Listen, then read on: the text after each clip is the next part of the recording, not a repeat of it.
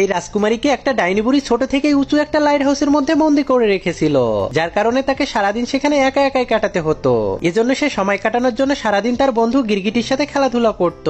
আর যখনই সেই ডাইনি বুড়ি এসে তাকে নিচে থেকে ডাকতে শুরু করত, তখনই রাজকুমারী তার বড় বড় চুলের সাহায্যে ডাইনি বুড়িকে উপরে নিয়ে আসতো, কারণ রাজকুমারী এই ডাইনি বুড়িকে নিজের মা মনে করত।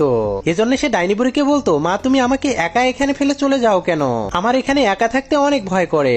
তখন ডাইনি বুড়ি তাকে বলে, আমার সারাদিন অনেক কাজ করতে হয়, এজন্য আমি ঘরে থাকতে পারি না।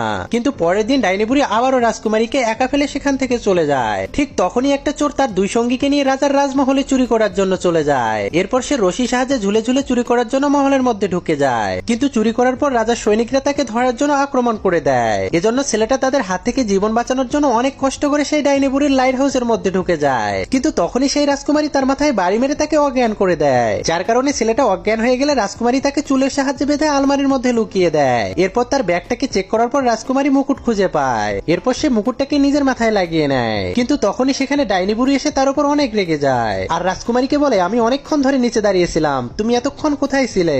যা শোনার পর রাজকুমারী অনেক মন খারাপ করে দাঁড়িয়ে থাকে। বন্ধুরা, তোমরা পরের পর্ব দেখতে চাইলে অবশ্যই চ্যানেলটিতে সাবস্ক্রাইব করে কমেন্টে পার্ট 2 লিখুন।